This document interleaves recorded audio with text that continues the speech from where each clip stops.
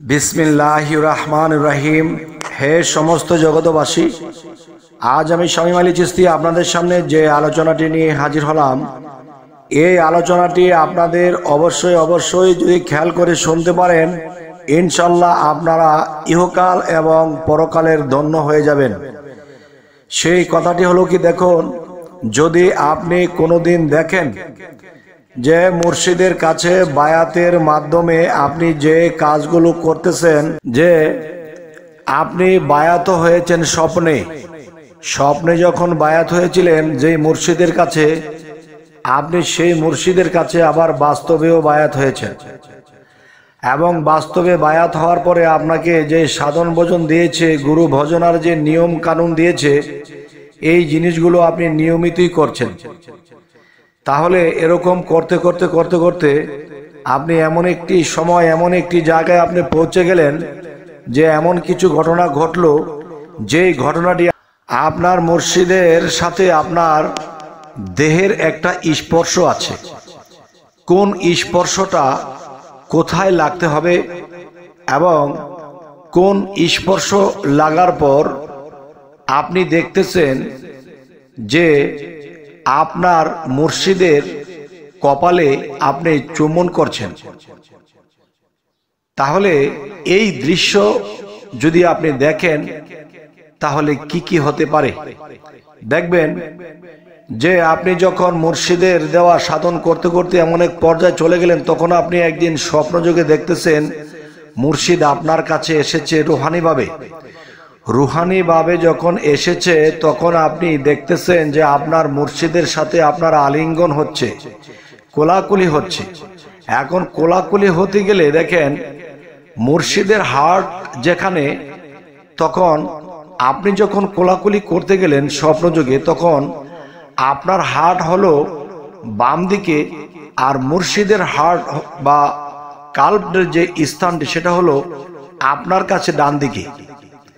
তাহলে আপনার কাল্ব যদি বামে হয় আর মুর্শিদের কাল্ব যদি ডানে হয়, তাহলে কিন্তু সেই কাল্বের বরাবর আপনার সেই স্পর্শটা হচ্ছে না। যখন আপনি আলিঙ্গন করলেন, কোলাকুলি করলেন, তখন সেই কোলাকুলিটি কিভাবে করতে হবে, তখন মুর্শিদের বাম পাশ আর আপনার হলো কি ডান পাশ। যেমন আপনার যে বাম পাশে যে কাল্ব আর মুর্শিদের যে বাম পাশে কাল্ব, এই কাল্বের বরাবর যদি আপনি কখনো স্বপ্ন দেখেন যে আপনার কাল্ব আপনার মুর্শিদের কাল্ব আলিঙ্গন করতে গিয়ে দুইটি কাল্ব বরাবর পড়েছে, এবং এই বরাবর পড়ার উদ্দেশ্য হলো মুর্শিদের কাল্বের মধ্যে যে ফায়েজ বা যে জাগ্রত বিষয়টা, সেটি আপনার মধ্যে এসে যাবে। আর যদি এর পাশাপাশি যখন আপনি আলিঙ্গন থেকে নেমে আসবেন, তখন যদি আপনি স্বপ্ন দেখেন যে আপনি মুর্শিদের চেহারা মোবারক এবং তার কপাল মোবারক এটির মধ্যে আপনি চুম্বন করেছেন, তখন চুম্বন করার সাথে সাথে একটা জিনিস আপনি অনুভব করবেন যে আপনার ভিতরে কিছু প্রবেশ করবে। আর সেই মুর্শিদের যে কাল্ব, সেই কাল্বের বরাবর কিন্তু আপনার কাল্ব পড়বে না, যেহেতু আলিঙ্গন দিলে সমানে সমানে যখন দেওয়া হয়, তখন কিন্তু আপনার কাল্ব যে বাম দিকে, মুর্শিদের কাল্ব বাম দিকে, তখন কিন্তু অনেকটা ডিফারেন্স হয়। আর যখন আপনি ডান দিকে হেলে যাবেন, আপনার ডান দিকে হেলে গিয়ে যখন মুর্শিদের কাল্বের বরাবর যখন আপনার কাল্বটা লেগেছে, তখন কি হবে, তখন দেখবেন যে সেই কাল্ব যদি মুর্শিদের যে কাল্ব যেটা জাগ্রত হয়ে আছে, সেই জাগ্রত পাওয়ার জিনিসটা আপনার মধ্যে এসে যাবে, সুবহানাল্লাহ। এবং আপনি যদি কখনো ওইভাবে দেখেন যে আপনি একটু আর অবস্থায় হয়ে যখন কাল্বের সাথে কাল্ব মিলিয়েছেন, তখন আবার মুর্শিদের কপালের মধ্যে নূরে ঝলকাচ্ছে, সেই ঝলকানির উপরে আপনি একটা চুম্বন করেছেন। তবে আমি এই কথাটি আরেকটু ক্লিয়ার করব যে আপনি যখন এটি করবেন, এটা আমি বাস্তবের কথা আমি বলছি না, আমি বলছি রুহানিতে বা স্বপ্নযোগে যদি আপনার সাথে এটা হয়, তাহলে আপনি কামিয়াব হয়ে গেলেন, লাভবান হয়ে গেলেন, কাল্ব জাগ্রত হয়ে গেল, আপনার ভিতরে জিকির চালু হয়ে গেল, আপনি আল্লাহর জন্য, রাসূলের জন্য, মুর্শিদের জন্য প্রেমে ফানাফিল্লা হয়ে গেলেন। তখন ফানাফিল্লার হালে গিয়া শেষে দেখবে নিরঞ্জন। তবে আমার কথা হলো যে ফানাফিল্লার হালে গিয়া শেষে তো নিরঞ্জন দেখবে, এরপরে কি ঘটবে? যে রূপের ঘরে ডুব দিয়ে দেখো, রূপের ঘরে ডুব দিয়ে দেখো, স্বরূপ ছাড়া নাই সাধন। এই রূপ তোমার সেই রূপ বটে, ঘটে ঘটে নিরঞ্জন। তখন আপনি যেদিকে তাকাবেন সেদিকেই তাকে দেখতে পাবেন, যেদিকে তাকাবেন সেদিকেই তাকে দেখতে পাবেন। তারপরে আপনার জীবনে এরকম কিছু ঘটতে থাকবে যে প্রেমের মানুষ বলে তারে পিঞ্জর হতে ছেড়ে গিয়া ঘুরে আবার আসতে পারে। এই দমের কোঠায় চাবি দিয়া হাস্তিকে নেস্তি করিয়া ফানাফিল্লার হালে গিয়া শ্রীকলা নগরে পরম বন্ধুর হয়ে যাবে দেখা সেই বর্জক শহরে। মরা হয়ে দর্শে যেজন লাগ পাইয়াছে অধরারে, এবার সুলতান নাসিরা মোকামে জলি এবং খফি দুয়ের শোনে, গেলে দেখতে পাবে ধ্যানে মুর্শিদকে নজরে, আপনাকে হারাইলে পাওয়া যায় মাসুকেরে, এবার মুর্শিদ রূপ মিশিলে পরে তারে দেখিতে পারে। তবে হে সমস্ত জগতবাসী, এই জিনিসগুলো ঘটার আগে যদি সাধনে ভজনে মুর্শিদকে খুশি করতে পারে, তাহলে তার মুর্শিদ যদি তার নিকটবর্তী হয়, তবে প্রত্যেকটা ভক্ত যদি এই কাজগুলো করে এবং মনের মধ্যে একটা জিনিস রাখে যে আমার মুর্শিদের সাথে যদি আমার সেই রুহানি জগতে সাক্ষাৎ হয়ে যায়, তখন কালবের সাথে কাল্প লাগাবো এবং তার সেই নূরে নূরান্বিত সেই কপালে চুম্বন খাবো। তখনই আপনি কি হবেন?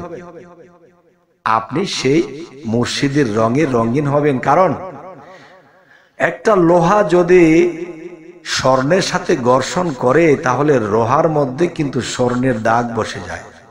তো এরকম যখন আপনার একবার দুইবার জীবনে তিনবার হয়ে যাবে, তাহলে আপনি নিজে অবশ্যই মুর্শিদে পরিণত হবেন, আল্লাহর আউলিয়া আউলিয়াতে পরিণত হয়ে এরপরে আপনি মুর্শিদি দায়িত্ব পেয়ে যাবেন। সেটা আল্লাহর পক্ষ থেকে এসে যাবে, মুর্শিদের পক্ষ থেকে এসে যাবে এবং বাস্তব আপনার মুর্শিদ আপনাকে ডেকে নিয়ে বলবে, বাবা তুমি তো এই জিনিস কামাই করে ফেলেছো, তুমি তো আমার কাছ থেকে এই জিনিস নিয়ে গেছো। তখন আপনি একটি কথাও মনে রাখতে হবে যে দেখেন, এই ঘটনা কিন্তু সকলের ঘটে না। এই ঘটনাটি তারই ঘটবে যে মুর্শিদ রূপে প্রেমে ফানাফিল্লা সর্বদাই জিকিরে প্রেমের দেশে থাকে এবং দুনিয়ার প্রতি লোভ লালসা নেই, একমাত্র মুর্শিদ প্রেমেই পড়ে থাকে। তখনই কিন্তু তার এই ঘটনা ঘটবে। আবার কেউ যদি ইচ্ছা পোষণ করে আমি এটা করব, তাহলে তার দ্বারা এটা হবে না। আপনার কর্ম আমল, আপনার যে অভ্যাস, গুরু প্রেমের যে নেশা, এখান থেকে এটা কর্মফল হয়ে এটা আপনি প্রাপ্ত হবেন। কেউ ইচ্ছে করলে পারবে না, আবার এটা আপনার কর্মী হয়ে যাবে। তবে যাই হোক, এ সমস্ত জগতবাসী, আজকের এই আলোচনা এই জন্যই করলাম যে অনেক মানুষ বায়াত গ্রহণ করেছে, কিছু পায় না, কিছু দেখে না, কিছু অনুভব করে না, তখন তাদের মন মালিন্য হয়ে যায়, তিনি আস্তে আস্তে তরিকত থেকে সরে যায়। তাই আমি বলবো যে দেখেন, আল্লাহ কিন্তু এটিও বলেছে, তুমি যদি আমার দিকে রওনা হও আমি তোমার দিকে রওনা হই, তুমি আমার জন্য যদি ফানাফিল্লা হও তাহলে আমিও তোমার জন্য ফানাফিল্লা হই, তাহলে তোমরা যদি আমার থেকে বৈমুখ হও তাহলে আমিও তো বৈমুখ হই। তাহলে আপনার প্রেম ভক্তির জোর যদি থাকে, বিশ্বাসের জোর যদি থাকে, তাহলে আপনি সেই ভজনা সেই সাধনা চালিয়ে যান, অবশ্যই এই ঘটনা আপনার ঘটে যাবে।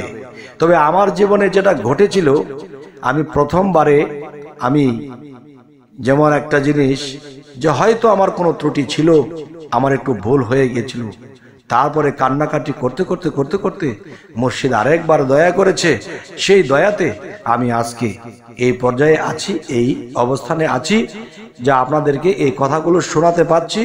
যদি কেউ এই কথাগুলো শুনে বুঝে রাখতে পারে, করতে পারে, তো ইনশাল্লাহ তিনি সেটি লাভ করবে, আর সেটি লাভ হয়ে গেলে তিনি ইহকাল ও পরকালের বাদশা হয়ে যাবে। যাই হোক, এর সমস্ত জগতবাসী, আজকে আমাদের আলোচনা যদি আপনাদের ভালো লাগে তো অবশ্যই সাবস্ক্রাইব করে নেবেন, পরবর্তীতে কি আলোচনা চাইছেন তাও জানাবেন। আল্লাহ হাফিজ।